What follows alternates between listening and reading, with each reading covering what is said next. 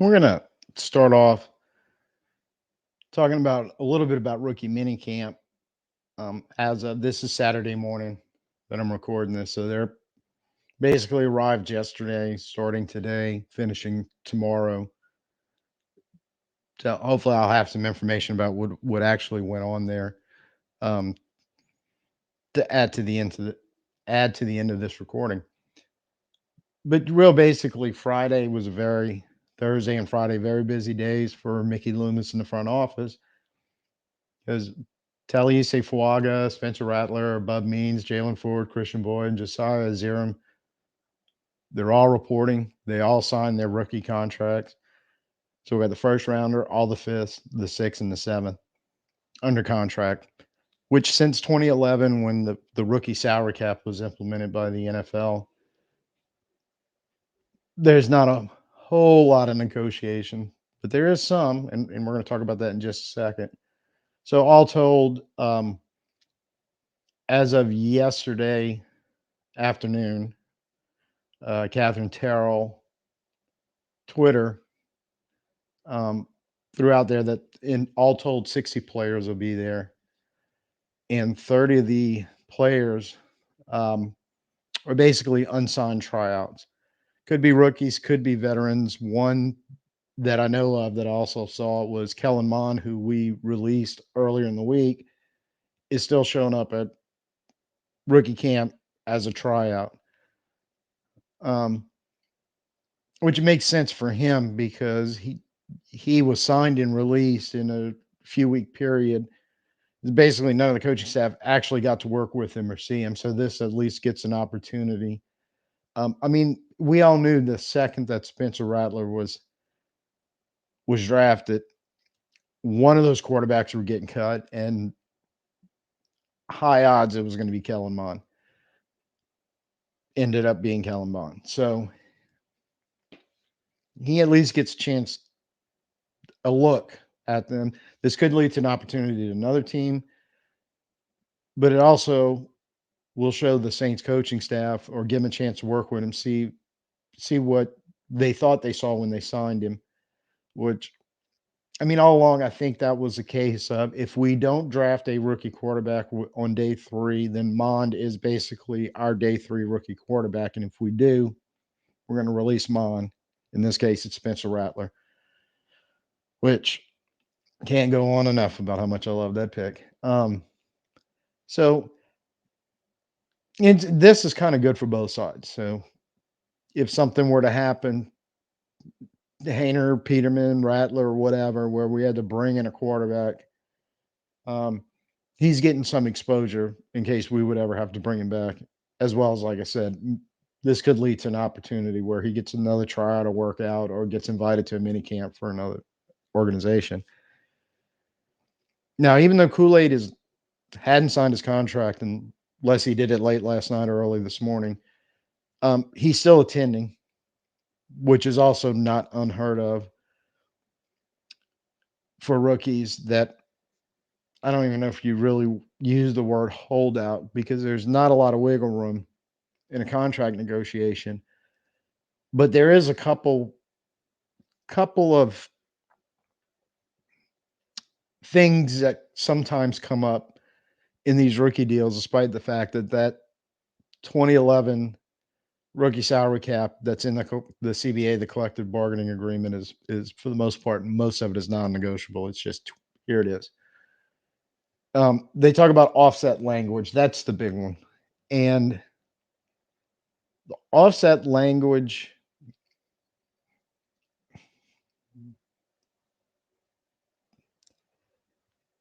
Real basic.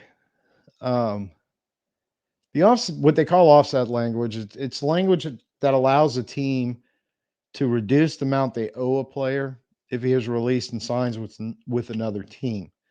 So basically, in the case of McKinstry, because it's more than likely where they're having maybe a little negotiation, and this may take a little longer than the other rookies did, is for some reason we cut McKinstry after the first or second season or whatever, and he still has multiple years left on his deal, and another team immediately signs him. The offset language could allow the Saints to, basically, what's the remainder of your contract that we owe you for those multiple years? Adds less money because you got signed by this team, and it's the way that's done is all in what they call offset language. Language like that, in a way, kind of reduces the guaranteed money they got from the organization that drafted him, but could also, in a weird way, endanger what they're trying to sign with the new club after they've been cut, because undoubtedly they're trying to recoup some of that money if there's offset language that doesn't allow them to receive it. Say if they have 2 years, they played two, got cut, and have 2 years left, and they're owed $4 million in guaranteed money over those 2 years, but the offset language reduces it to three. So in theory, they're trying to make up another $1 million that was just taken away by virtue of being cut and not honoring the guaranteed money. Specifically, how that works, I have no idea because it just seems weird that that would be even allowed, but I guess somehow it finds its way in there. The Chargers are famous for, if you want to call holdouts, and this started with their defensive end, fantastic player, Joey Bosa. He's a top 5 pick out of Ohio State. On his very first rookie deal as a first rounder, they were trying to put this language in there, which is weird because if you're drafting a guy in the first round, I don't think you're normally thinking about cutting him within 2 or 3 years, although it does happen. So, and this tends to be because Bosa being the exception, because, and apparently the Chargers do this a lot with their picks, being the exception because the first round pick has a 4-year deal with a fifth-year option that the club can pick up. So, in essence, it's a 5-year deal. You shouldn't have to worry about an offset language. Second round on down, it does kind of matter because what's known as draft capital. If you're drafted in the first round, you have draft capital. How many times Saints have a couple where you draft a guy in the first round and you're wondering at what point will the clubs look to just move on from the guy? It's not working out, but they'll ride out that 4 year and sometimes even pick up the fifth-year option. You're going, why? Draft capital, the guaranteed money involved makes a difference sometimes when those decisions are being made. So the further down you are, fourth round pick, third round pick, second round pick, you don't have that extra fifth-year option. You don't have as much draft capital. Your guaranteed money isn't as high, so that it's not quite the hit if the club wants to just cut you and move on from you early. And then if a club goes, well, we want offset language too. Yeah, I could see where that would be a little contentious. And odds are that's probably the reason maybe the Saints are doing that. But I couldn't imagine what else. The only other one I doing a little research that I can find, and I'm like, this cannot possibly be an issue for the Saints, um, is the way the bonuses are structured. Um, some teams will do a deferred signing bonus further on down the contract. So it counts as a signing bonus, but they're not actually going to pay the money, or they defer the payments rather. I shouldn't say they're not going to pay. They're going to pay the money, but just kind of deferring it, maybe to year two or however it's structured. Where I don't think that's an issue with the Saints at all, because the Saints love to deal in cash, and they do the exact opposite. And go, oh, hey, $10 million signing bonus. We're going to cut you a check the day you ink the deal.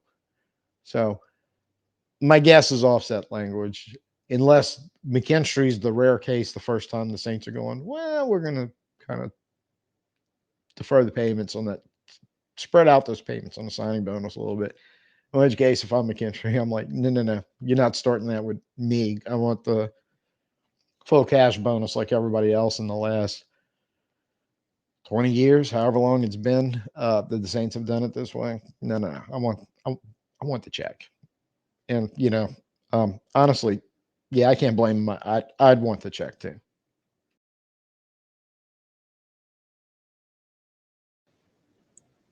Now, earlier in the week, um, Sunday, Monday ish, we started getting some details about a couple of contract restructures of our veterans. And normally you would just be like, oh, this is part of the Saints cap gymnastics that they constantly do. It seems 365 days a year to say to stay cap compliant. But these two players, Ryan Ramcyzk and Marshon Lattimore, think there's a little more into the restructures they had earlier in 2024. In Ramczyk's case, he had his base salary for 2024 reduced all the way down to basically 1.2 million. I'm going to kind of round these numbers to make it a little easier. And the rest was put in a restructure bonus of 5.2 million. He had incentives added that um, all total about $9 million if he's able to reach all of them in potential bonus money, and that would be applied to 2025. It's kind of important when we talk about something else in a minute. Um, we know he would get a million, 3 million of that 9 million would be a million for being selected to Pro Bowl, a million being selected as an All Pro. And if he plays 90% more of the offensive snaps in 2024, he'd get an additional million. Um, the rest of the 6 million, it says up to, meaning somewhere between 0 and 6 million. And additional incentives for other playing time clauses. No specific details on those, but could be stuff. Um, I'm sure part of it would be something like uh, the bonus clause for Chase Young, for example. He has to be on the active 53 on Sundays, or game day rather, to earn the bonus for that game.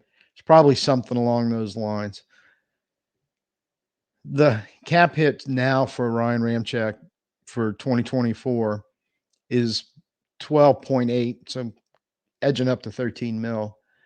And his dead cap value, total everything on the contract, if he leaves the roster, would be 35.3 million, which is a significant hit for the Saints. The reason why I said put a pin in the incentive bonus portion of the contract, it makes it a little hard to figure out exactly what he would be on the books for 2025. Because as he would hit an incentive, right now it's non-guaranteed money, but if he would happen to play 90% of the snaps, there's a million in guaranteed money. Basically, in a nutshell, it's going to hit his contract in 2025. So it's hard to get real concise detailed on his 2025 salary and how that would affect his overall numbers. So the next part of this, and this is the interesting part, is it's a little hard to figure out down. It's impossible to figure out down to the penny what these numbers would ultimately be. But this signifies more than anything the possibility of Ramczyk being forced to retire. Not saying it definitely says that, but what it is, it's a gigantic out clause from that massive dead cap value for the Saints, while still able to get Ramczyk some money that I mean, honestly, he deserves. He does. So you're looking, if the Saints were to release him outright, or he would retire, or anything like that before June, for between now and June 1st, you're looking at about the dead cap value, 35 million. I think that's a little, maybe a little off for various reasons, but um, in one source I picked up on was 32 million, but I think that 35 million is a fairly accurate number. It is well north of 30 million. We can agree on that. Now, the thing is when a player leaves the roster, they always talk about early in the off season, March, when free agency, the league opens and free agency hits and all, about designated June 1st cuts. And the reason why June 1st is such an important date is any roster changes after that allows the organization to take a portion of the dead money in the current year, and the balance would be taken in the following year. So if Ramczyk, worst case scenario, everybody knows right now he's headed for retirement. If he were to do it before June 1st, slam, bam, that 35 million shows up, and that's something the Saints don't want to have to deal with. If it's post June 1st, basically it boils down to that somewhere in the neighborhood, again, the money you just can't. So I'm just rounding to the best estimate that I could find, but they would roughly about 16.5 million based off the 35 million number of dead money in 2024. The balance somewhere around 18 and some change would hit in 2025, which would ease the pain of this whole scenario somewhat, as far as at least the monetary side. What I really do think is going to happen here is, and if the Saints do this, I'm interested to say what the NFL would come in and say about this, is the Saints keep him on the roster.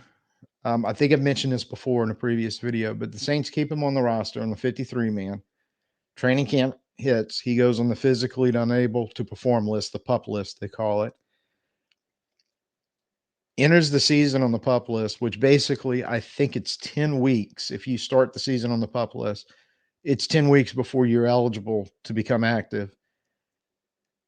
And sometimes when that happens, a player comes back and plays, but sometimes they go straight from the PUP list to injured reserve. They never play a snap. You see this a lot of times with guys who suffer off-season injuries or injuries very late in the season, where they just haven't been able to recover all the way. And by the time that week 10 rolls around, they may have recovered from their injury enough to be able to play, but they haven't been able to also to put in the work or whatever, or there's still a risk of re-injuring if they come back at that time. And that's generally when you see them get placed on the IR. So I don't think the NFL would necessarily have a problem with it, but because there's an actual injury there. But the only thing is the restructure almost seems to have had that in mind. In the scenario I'm talking about with a normal player, there's, to the best of my knowledge, has never been a massive contract restructure just prior to um, the offseason starting. and moving in the training camp like this is. So I'm not saying the NFL would red flag it. Um, if you tried to do this with a player who was, basically had a sprained ankle or something, yeah, they'd probably lose their shit on that and go, no, no, no, no, you can't do that. But I don't think it's a problem. But and the only reason why I bring this up is because it's slightly unusual, as far as I know. And if the NFL decides something a problem and they want to make an issue of it, see, a couple years ago, Cam Jordan leaving a game because he was actually injured, and the NFL trying to fine him and suspend him for faking an injury to get a timeout. That BS. So I just cock an eyebrow with all this going on with Ramczyk's salary status in mind, because the NFL is, well, the NFL.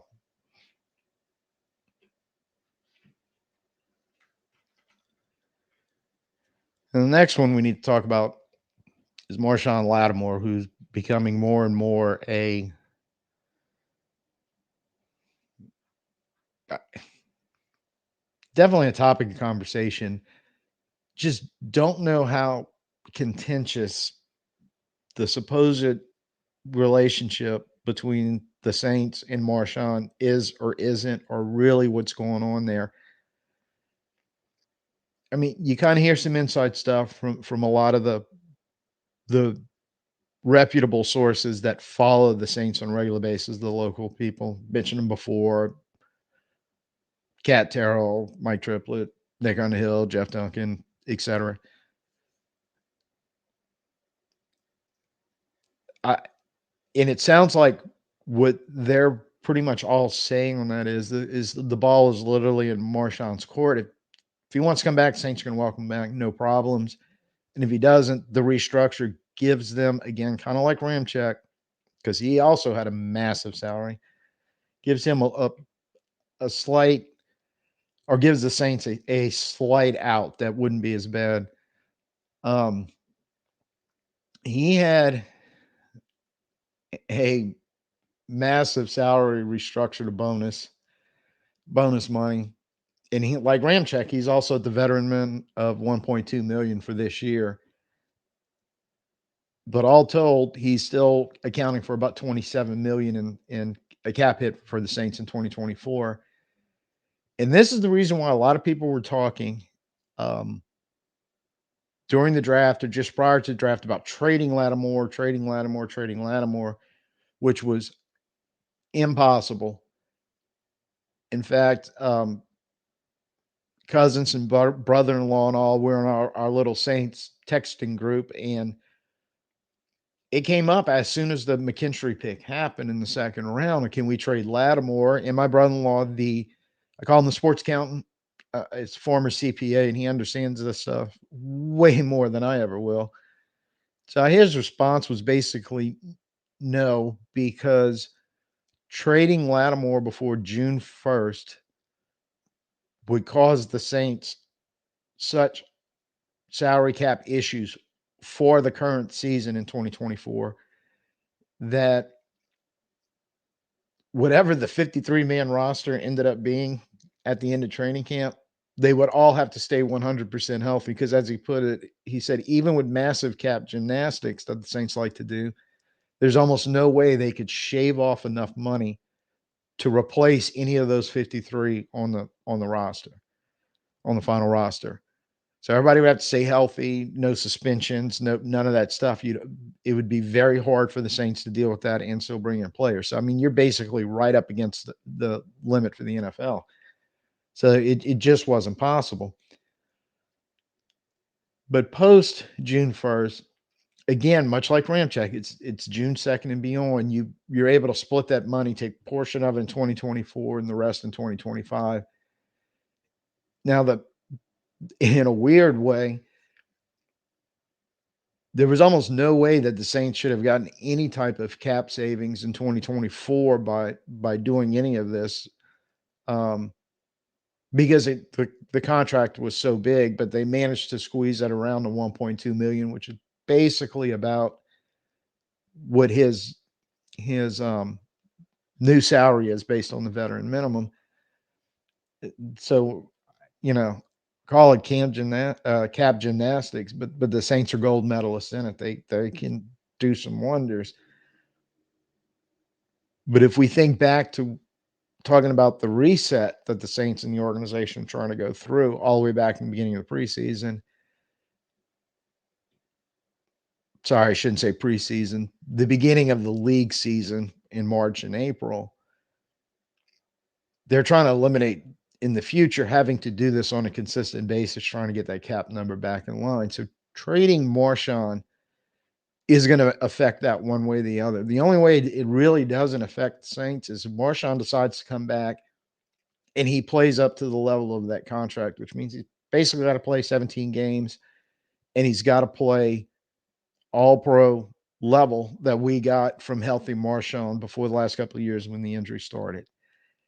Is that going to happen? I have no clue, but I don't see any reason why it couldn't. But I can also see where once again he gets into the season, he's playing well, gets an injury, and then availability becomes an issue and everything that goes with. So potentially any trade here, um,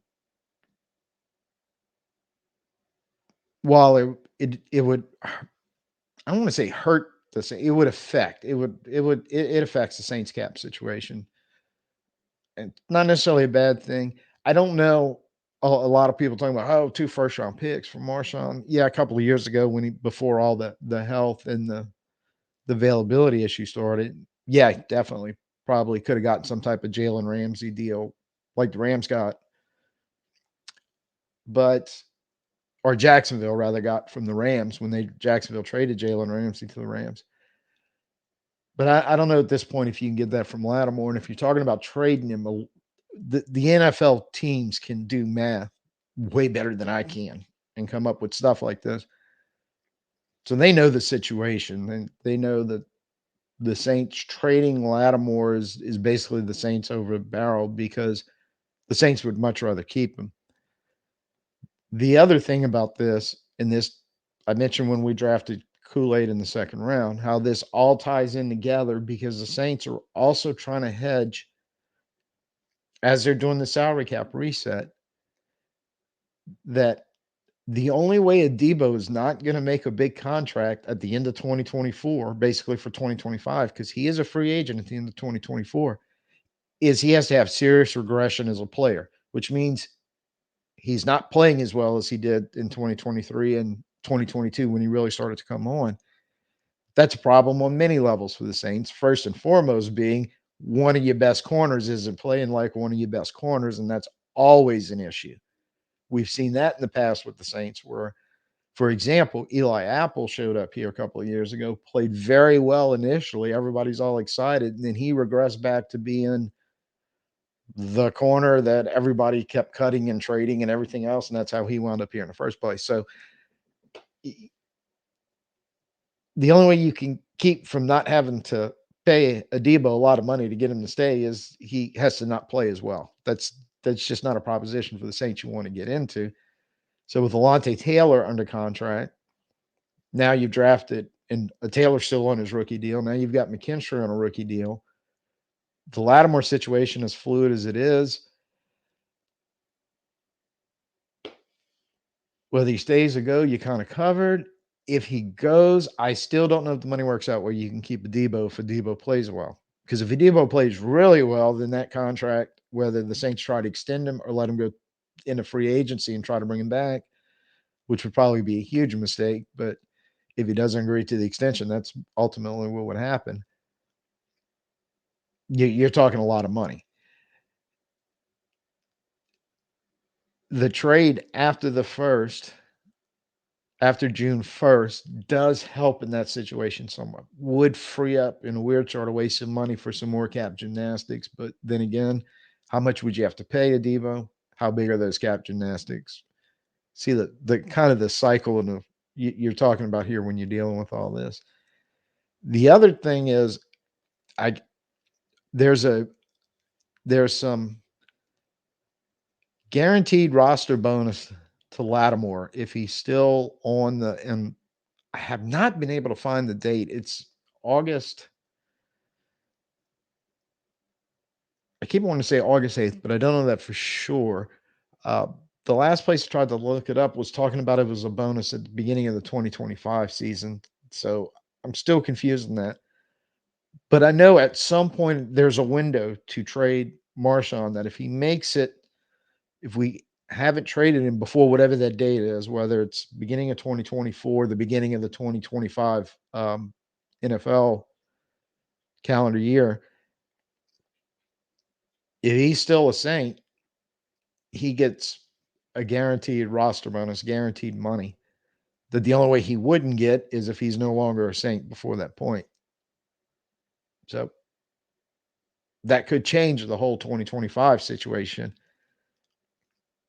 And if the whatever happens after June 1st, again, it's the split situation. So you take some of the dead cap money in 2024, the rest in 2025, but that lingering roster bonus hanging overhead kind of changes all that because that could very well just eat away all the savings you made after June 1st move. So say you trade him the day after the roster bonus is due, the roster bonus is still in your dead money at that point. You need to trade him the day before. And again, this isn't a big secret. So NFL teams definitely know about it. It's a very it's really mind-boggling when you just looking at those two players who not more than 2 years ago were mainstays, one on offensive line, one in the defensive secondary, both of them playing very important positions where as Saints fans, we had no worries in the world. The organizations had no worries in the world. One of the reasons why they both got these huge contracts that they got, and then situations change, especially mostly injury related. And then in Marshon's case, whatever else is going on about the maybe contentious, maybe not contentious relationship between the player and the organization that we really don't know about and probably won't until it gets ultimately resolved, which is either he's here playing in 2024 or he's not. So it's amazing how in just 2 or 3 seasons time, something that was just wrapped up perfectly in a ball, no problems, no issues. We don't have to worry about it. Both of them hit in 2024 where they're both, yeah, kind of big issues. And yeah, we both, we have to worry about both these situations. Now I want to talk about something that's not really been talked about as far as I know, or not very much. But when looking at our division, the NFC South, last year, um, possibly, probably the worst division in football, but definitely amongst the lower end of it. Um, Carolina and Atlanta were both just messes, especially on the offensive side. We were an offensive mess in our own right. And Tampa Bay actually put a pretty decent offense out there, all things considered. Ended up winning the division and making a nice little playoff run. But this year there's gonna that's gonna change for sure. Now, how much I don't know. There's this time of year, the focus is on the draft picks and the new guys being brought into organizations and new coaches, and that's where this conversation's going and the effect.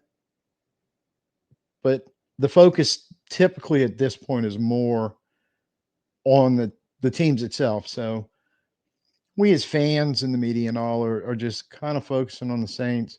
We know during free agency, like Atlanta bringing in Kirk Cousins and drafting Michael Penix and everything they did, and to get their offense back to something resembling an NFL offense. Carolina has brought in a lot of free agent players and made a couple trades trying to improve what was outside of maybe New England, one of the worst rosters in the NFL last year. Try to help out the first overall pick that was out there trying to do it all by his lonesome. And then Tampa Bay more or less held pat, I think. but they did make some additions, and they could still be dependent on what they get out of their offense and the young defense players from last year. What I don't know about them. I could just see them going either way. But the real conversation we're talking about is the NFC is going to have four new play callers in the division, whether they be the head coach or the offensive coordinator, like in the case of the Saints with Klint Kubiak. And so I just think four is a lot. I mean, that's turning over the whole division. You don't see that a whole lot. You always, or normally, will have one or two teams, even though they may have had some coaching shakeups, not really all four at the high level of a coordinator slash play caller. And we're going to start in Atlanta with Zac Robinson, which is one of the really interesting ones. He doesn't have a lot of NFL coaching experience. It's all been with the LA Rams under Sean McVay, which is hey, I get that part of it because the guys coming from Sean McVay and Kyle Shanahan, you can throw Andy Reid in there a little bit, I think, as they're the premier schemers and play callers right now in the NFL. And McVay and Shanahan have been putting a lot of guys into the play calling coordinator, in some cases head coaching position. So see how that turns out. But Robinson, not a lot of experience like some of those other guys have had. So I don't know how this is going to work, but I do know that he was highly regarded in the Rams organization and Sean McVay in the limited time he was there. So I know he impressed some people and it became a very hot name and someone the Saints were pursuing when we were looking for our new offensive coordinator. If I remember correctly, he signed with Atlanta before we announced Klint Kubiak, but also Klint Kubiak was going all the way to the Super Bowl. So for nothing could be announced till after the season was over for him, which was ended up being the last game of the year. So conceivably, it isn't necessarily that Robinson was our first choice. It may have been Kubiak, who knows? But I know he was on the wish list. I have no idea how this is going to turn out for the Falcons, but they brought in some talent to go with the talent they already had there, and their biggest hangup was Arthur Smith apparently was a good offensive coordinator in Tennessee. I guess Derrick Henry had a lot to do with that, but the scheme and the play calling was as bad as Pete Carmichael. I mean, those two and Frank Reich in Carolina last year. I think the three teams lacking in offense in the division compared to what Tampa Bay was able to do. None of them are around anymore. So I think all three are going to get better just by virtue. Literally, the three worst play schemers and play callers in the NFL: Carmichael, Reich, and Arthur Smith. That's how forgettable his offense was. I actually just forgot about him for a minute. They're no longer around to screw things up. So see how Robinson does with the Falcons. Canales is the interesting one because he is the guy that showed up in Tampa Bay last year as an offensive coordinator and got a resurgence out of Baker Mayfield, got Mike Evans to have a really dominant year for the first time in a couple of years. Rashid White played fantastic as a running back, and he was the difference, in my opinion, with the Saints not making the playoffs, because the game that really got us was the first Tampa Bay game at home when we had them at home and we got trounced. And it was like our defense, as good as it was not good in that game from the jump. And it's almost like he just out schemed us and out play called us very early in that game and surprised them, because I think the assumption from Saints fans definitely was for me was, it's Mayfield. It's like, and they had a couple nice games before that, but like, that's no big deal. Our defense is really, really good. We'll just shut this down. We've got this in the bag. No, Not so much. That was kind of a very dominant Tampa Bay win. So Canales did a fantastic job working with post Tom Brady offense over there with Baker Mayfield as the new quarterback and did very, very well. So Carolina hired him as a head coach. Now, I don't know if he's going to be the play caller, but I'm going to assume he is. And if he isn't, I know he's going to have tremendous oversight.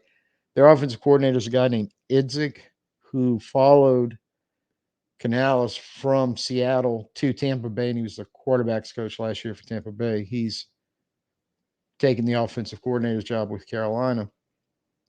And Canales doesn't come from a big time offensive coaching tree because he pretty much has worked for Pete Carroll up until last year and various roles throughout his time in Seattle, about 13 years worth of working his way up. He did just about everything but coach the offensive line and tight ends. And the first time he was an actual offensive coordinator play caller was last year, and he did very, very well. So the Bryce Young slander is not the right word because he did not play well. Nobody else on that team played well. The coaches didn't scheme well, and they definitely didn't play call well. So it's not all on Bryce Young, but if he's as good as everybody thinks he is, and can be, I should say, and I have no reason watched him play for Alabama in 2 years. I'm like he doesn't suck. Canales, all of a sudden, something may be brewing in Carolina, we haven't seen in a while, which is an actual NFL type offense. And then we come Klint Kubiak, who we hired from New Orleans, from the Shanahan tree. Now he's only really had 1 year as an offensive coordinator and as a play caller, and it didn't really go well in Minnesota.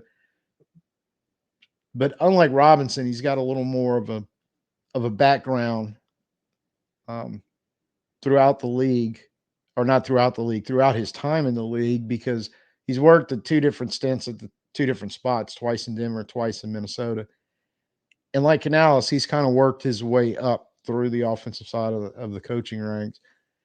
Had that 1 year as a play caller and a coordinator in Minnesota. And the fact that in there he's intertwined with Kyle Shanahan, with his father, Gary Kubiak, who we've talked about in previous videos about the zone scheme.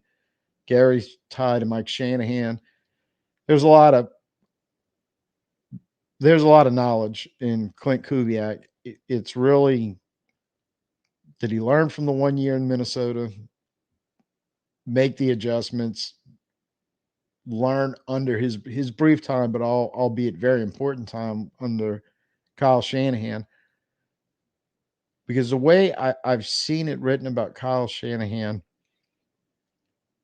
he's a control freak that values input from his coaching staff, which, like jumbo shrimp, kind of sounds like an oxymoron. But there's an interview with, I cannot remember the gentleman's name, but he's basically he's the Locked On 49ers podcast host. Was doing a radio interview right in here in Baton Rouge, one of the Baton Rouge ESPN station, right after we hired Klint Kubiak. And he's the one that said that, and it kind of raises your eyebrow a little bit. But what he basically went on to explain is that Shanahan's a control freak in the way that his word is the final say so. That's it. That's the way it's going to be. But he relies on his coaches to bring ideas to the table as far as scheming or coaching or whatever they're doing. But what he does is gives them the opportunity to present ideas and solutions to problems. But he's always 2, 3, 4, not my words, this is the podcast host word, 2, 3, 4 steps ahead of everybody. So when stuff was being presented to them, or they're working on scheme or whatever they were doing, he was always, but what if this happens? And then what if that happens? And what if the defense does this? And we adjust and they adjust again. So he's moving up the ladder several steps whenever they were doing anything involving the offense. So it's almost like the teacher in school when you turn in some work and they go, well, this is kind of good, but it's incomplete and handed back to you. Go fix it, make it better. And that seems to be the reputation of Shanahan. So what I'm hoping is even just it's only 1 year of that experience, that'll move Klint up, help elevate him up to okay, I have this knowledge. I've been in the league a long time. I've done a lot of things, but I have to be the guy that's thinking 2, 3, 4, 5 steps ahead. Just as an offshoot, another two guys that you kind of hear players and media types talk about in there, not only the way they scheme their offense and the way they call their plays that are like that. Sean McVay and Andy Reid. So I this I and all four teams I'm covering, I have no absolute idea how it's going to work out or even an inclination if it's going to be as successful as those teams fans are hoping. But I like Clint's odds of being able, well, I definitely love his odds of being better than Pete Carmichael was last 2 years. But I do like his odds of modernizing our offense with some really good players on it, gaining yards, moving the ball down the field, moving the chains, and scoring points, especially in the end zone and not settling for field goals. And then finally, Liam Coen replaces Canales for the Bucks. This is the most interesting one of them all because basically from 2010 to 2017, he was a college coach and not exactly hotbeds of college football. Kentucky, at least his time there, he got into the SEC West, East rather, and Kentucky's a solid last few years, very solid SEC team. They're if you would put them in a lot of other conferences, they would be considered a very, very good football team. Unfortunately, they just play in the best conference in college football. And in those stints, he's pretty much worked his way up the coaching tree, but albeit outside of Kentucky, smaller colleges. But he did have a cup of coffee with Sean McVay in the LA Rams as an assistant wide receiver and then assistant quarterback coach for his first 3 years. He actually went back to Kentucky for a year. Then McVay hired him to be the offensive coordinator in 2022. Then he actually went back to Kentucky in 2023 to be their offensive coordinator and now finds himself the offensive coordinator of Tampa Bay. I'm ready to discount this guy as an offensive coordinator completely. But the last time I did that would probably be Dave Canales in Tampa Bay last year when you're like, oh my God, this guy's been in Seattle for 13 years. He's never been a coordinator. He's never been a play caller. What can he do with Baker Mayfield as his quarterback? Win a division in a playoff game, apparently. So that's kind of the groundwork of the four. If you were just comparing resumes, for what it's worth on paper, Canales and Kubiak are the two that definitely have the most impressive resumes. And Kubiak actually has at least a division championship skin on his wall in his 1 year of doing it. So there's experience, there's not experience, there's some play calling. When you look at all four collectively, um, the levels of experience are different. The levels of play calling experience are different. So I don't know how this shakes out, but just as a gut feeling, like I said, you had three teams last year. Three were awful for the most part in offense, and a fourth was fairly good. So I feel like Canales will be fine.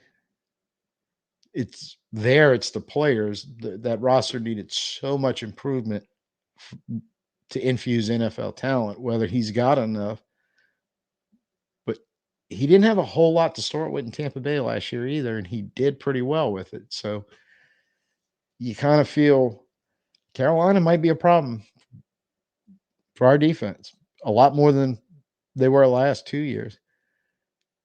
I think with all the talent assembled on the Saints offense outside of the offensive line, which hopefully we well on our way to fixing that issue, because if we do, then I think we could be rather scary on offense.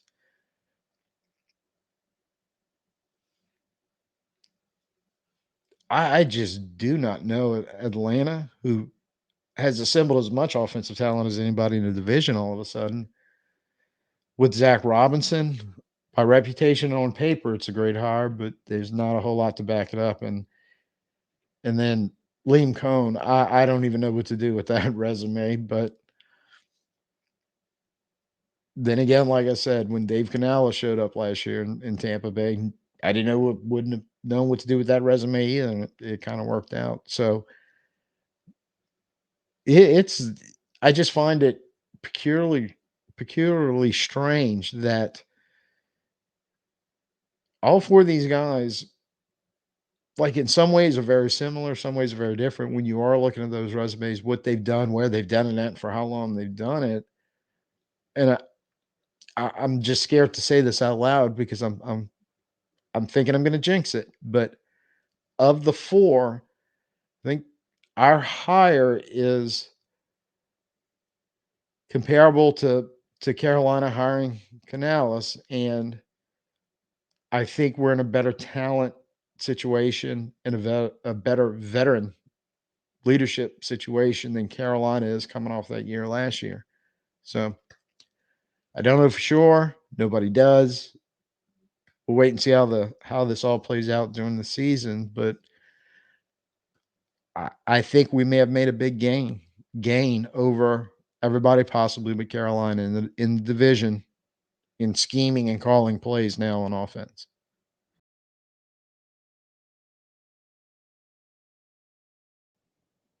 So in the comments below, go ahead and leave me a note about who you think the best of the new four offensive coordinator in the NFC are going to be. Interested to see this one. So thank you for watching. And while you're down there leaving the comments about who your choice is as the best of the four, go ahead and bang a like, a share, and a subscribe. Hit the notification. We want to keep seeing you. We want to keep hanging out. We want to keep talking Saints. So until next time, I'm Tim. Peace out. Who dat?